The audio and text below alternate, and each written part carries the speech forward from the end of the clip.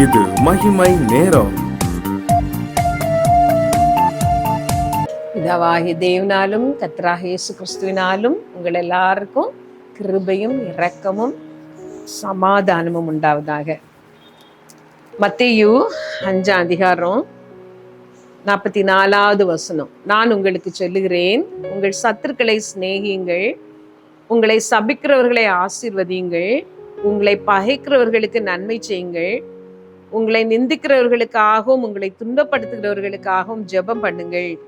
இப்படி செய்வதினால் நீங்கள் பரலோகத்தில் இருக்கிற உங்கள் பிதாவுக்கு புத்திரராய் இருப்பீர்கள். அவர் தீயோர் மேலும் நல்லோர் மேலும் தமது சூரியனை உதிக்க பண்ணி நீதி உள்ளவர்கள் மேலும் அநீதி உள்ளவர்கள் மேலும் மழையை பெய்ய பண்ணுகிறார். ஆகையால் பரலோகத்தில் இருக்கிற உங்கள் பிதா பூரண சர்ப்பணராய் இருக்கிறது போல நீங்களும் பூரண சர்ப்பணராயிருங்கள்.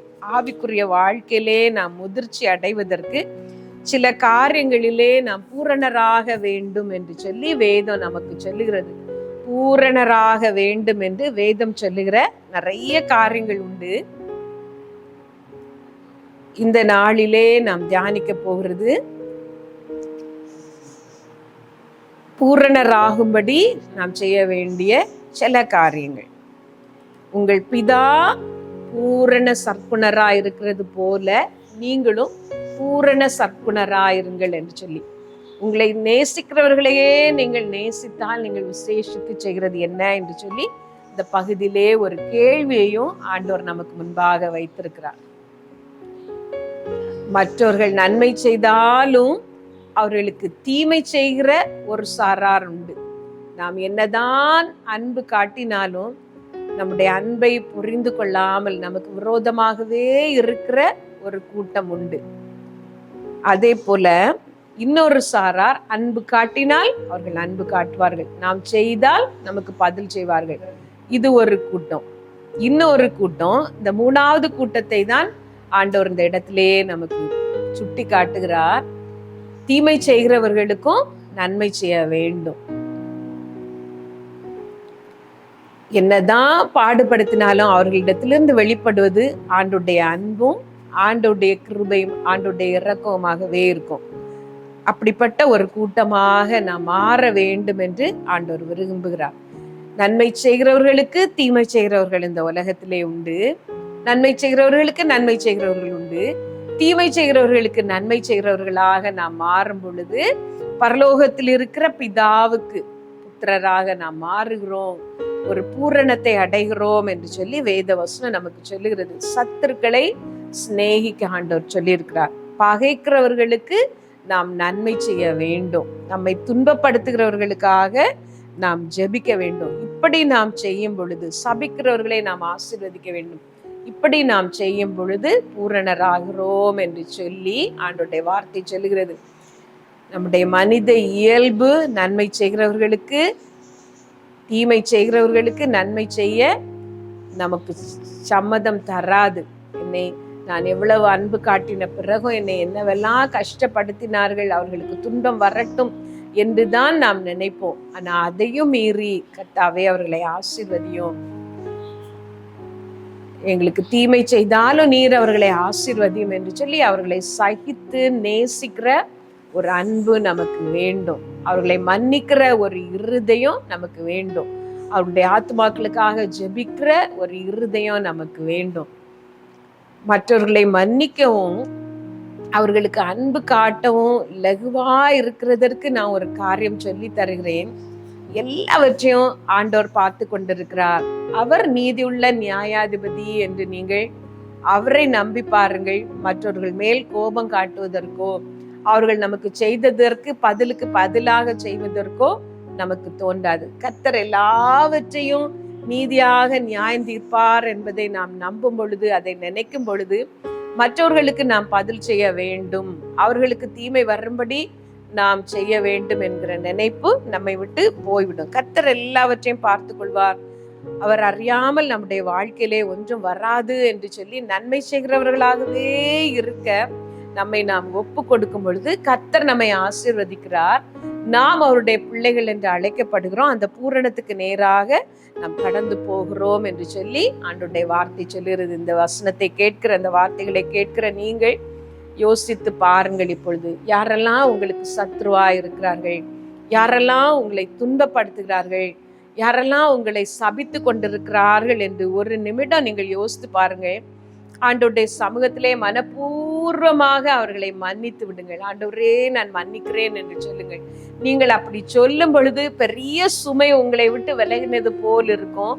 உங்களுக்கு அது லகுவாகும். நீங்கள் மன்னிக்கும் பொழுது நீங்கள் செய்த பாவங்களையும் கர்த்தர் உங்களுக்கு மன்னிக்கிறார், உங்களை அவர் ஆசீர்வதிக்கிறார். மன்னிக்கிற ஒரு இருதயத்தை ஆண்டவரிடத்திலே கேட்டு பாருங்கள். யோசேப்பின் சகோதரர்கள் யோசேப்புக்கு செய்தது ஒரு பெரிய துரோகம். தங்களுடைய சகோதரனை விற்று போட்டார்கள். விற்றது மாத்திரமல்ல, அவனுடைய அங்கியை இரத்தத்திலே தோய்த்து தகப்பனாரிடம் கொண்டு போய் பொய்யாய் சொல்லுகிறார்கள், ஒரு துஷ்ட மிருகம் அவனை பட்சித்து போட்டது என்று சொல்லி. இவ்வளவு அநியாயங்கள் எல்லாம் செய்த பிறகும் யோசேப்பிடம் வந்த பொழுது யோசேப்பினுடைய இருதயம் தன்னுடைய சகோதரர்களுக்காக பொங்கினது. அங்கே போய் அழுதார் என்று சொல்லி வாசிக்கிறோம். அது மாத்திரம் இல்ல, அவர் சொல்லுகிறார், என்னை விற்று போட்டதை, எனக்கு நீங்கள் அந்த பெரிய துரோகம் செய்ததை பற்றி நீங்கள் கவலைப்பட வேண்டாம். ஜீவ ரட்சணை செய்யும்படிக்கே கர்த்தர் என்னை உங்களுக்கு முன்பாக அனுப்பினார் என்று சொல்லுகிறார். வேதத்துல ஒரு இடத்துல நாம் வாசிக்கிறோம், அவன் நம்மை பார்த்து கெஞ்சின பொழுது நாம் அவனுக்கு இறங்கவில்லை என்று சகோதரர்கள் சொல்லுகிறார்கள். கெஞ்சி கேட்ட ஒரு சகோதரனுக்கு இவ்வளவு துரோகம் செய்த ஒரு பொழுதிலும், துரோகம் செய்திருந்த பொழுதிலும் யோசேப்புக்கு அவர்களை மன்னிக்க முடிந்தது, நேசிக்க முடிந்தது, அவர்களுக்கு செய்ய வேண்டியதை செய்ய முடிந்தது. அந்த ஒரு பூரணம் நம்முடைய வாழ்க்கையிலேயும் வர வேண்டும். மற்றவர்களை நேசிக்கிற ஒரு அன்பு, சபிக்கிறவர்களை ஆசீர்வதிக்கிற ஒரு அன்பு நமக்கு வர வேண்டும். அதை கர்த்தர் தான் நமக்கு தர முடியும். நமக்காக அது வருவதில்லை. ஏனென்றால் இந்த மாம்ச சரீரத்திலே இருக்கும் வரைக்கும் நமக்கு இந்த உலகத்தின் காரியங்களோடு நமக்கு போராட்டம் உண்டு. அதை மேற்கொள்வதற்கு தேவ ஆவினாலே அவருடைய அன்பு நம்முடைய உள்ளத்திலே ஊற்றப்பட வேண்டும். இந்த செய்தியை கேட்கிற நீங்கள் பிதாவுக்கு பிள்ளைகளாக, புத்திரர்களாக நடந்து கொள்ளுகிற அந்த பூரணம் உங்களுக்கு உண்டாகும்படி கர்த்தரிடத்திலே உங்களை ஒப்புக் கொடுங்கள். ஆண்டவரிடத்திலே கேளுங்கள். ஆண்டவருடைய சமூகத்திலே போய், ஆண்டவரே, அவர்களை மன்னிக்க என்னால் முடியவில்லை, எனக்கு எப்பொழுதும் அந்த எண்ணங்கள் தான் வந்து நிற்கிறது. அவர்கள் செய்த துரோகங்களும் சிலருடைய வாழ்க்கையிலே நான் கவனித்திருக்கிறேன். மனுஷர்களால் பெரிய துரோகங்களை அவர்கள் அனுபவித்திருப்பார்கள். தாங்க முடியாத அநியாயங்களை மனிதர்கள் செய்திருப்பார்கள். அப்படிப்பட்ட சூழ்நிலையிலையும் நாம் மன்னிப்பதையே கர்த்தர் நம்மிடத்திலே எதிர்பார்க்கிறார். அது கடினமான ஒன்று என்றாலும் ஆண்டவரிடத்திலே நீங்கள் கேளுங்கள். இவ்வளவு பெரிய துரோகம், இவ்வளவு பெரிய கொடுமை எனக்கு செய்தவர்களை நான் மன்னிக்கிறேன் ஏசப்பா, எனக்கு உதவி செய்யும் என்று ஆண்டவரிடத்திலே கேளுங்கள். ஆண்டவரை, உம்மை போல உம்முடைய அன்பை, அவர்களை நேசிக்கிற ஒரு அன்பை வெளிப்படுத்த எனக்கு உதவி செய்யும் என்று கேளுங்கள். கர்த்தர் உங்களுக்கு உதவி செய்வார். அன்பிலே நாம் பூரணப்பட வேண்டும். ஆண்டவரை போல பகைவர்களை, சத்துருக்களை நேசிக்கிற, துன்பப்படுத்துகிறவர்களுக்காக ஜெபிக்கிற ஒரு அன்பு நமக்கு வேண்டும். அப்படி நாம் மாறும் பொழுது பூரணர் ஆகிறோம். மனிதரோடு உள்ள உறவுகளிலே நாம் இப்படி மாறும் பொழுது, மன்னிக்கிறவர்களாக, துரோகிகளை மன்னிக்கிறவர்களாக, நேசிக்கிறவர்களாக மாறும் பொழுது நாம் பூரணப்படுகிறோம் என்று ஆண்டவருடைய வார்த்தை சொல்லுகிறது.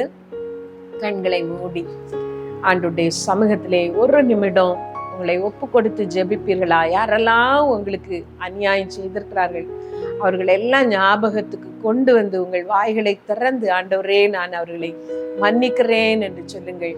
அந்த வேதனையிலிருந்து விடுபட, அவர்கள் என்னை கொடுமைப்படுத்தின அந்த வேதனையிலிருந்து நான் விடுபட எனக்கு உதவி செய்யும் என்று கேளுங்கள். ஆத்மாவிலேயும் சரீரத்திலேயும் அவர்கள் நிமித்தம் நான் அனுபவித்த வேதனைகள் உண்டு கர்த்தாவே, அதிலிருந்து என்னை விடுதலை ஆக்கும் என்று கேளுங்கள். நான் மன்னிக்கிறேன் ஆண்டவரே.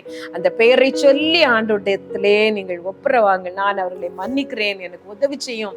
ஒருவேளை அது உங்கள் கணவராக இருக்கலாம், உங்கள் பிள்ளையா இருக்கலாம், உங்கள் மனைவியா இருக்கலாம், உங்க சகோதரிகளா இருக்கலாம். மனதார அவர்களை மன்னித்து விடுங்கள். ஏசப்பா, அவர்களை ஆசீர்வதியும் என்று ஜெபிங்கள். நான் அவர்களை ஆசீர்வதிக்கிறேன் ஆண்டவரே என்று சொல்லுங்கள். எங்கள் நல்ல தகப்பனே, இந்த நல்ல வேலைக்காக நாங்கள் ஸ்தோத்திரிக்கிறோம்ப்பா. உம்மை போல அந்த பூரணம் எங்களுக்கு உண்டாகும்படி மனிதரோடு உள்ள உறவுகளிலே உம்முடைய பூரணத்தை நாங்கள் வெளிப்படுத்தும்படி தேவ ஆவினால் அந்த அன்பு எங்கள் இருதயங்களிலே ஊற்றப்படட்டும். கர்த்தாவே, எங்கள் ஒவ்வொருவருக்கும் உதவி செய்யும். உம்முடைய அன்பின் கரங்களிலே எங்களை தாழ்த்தி தருகிறோம். இயேசுவின் நாமத்துல ஜெபிக்கிறோம் ஜீவனுள்ள எங்கள் நல்ல பிதாவே, ஆமென்.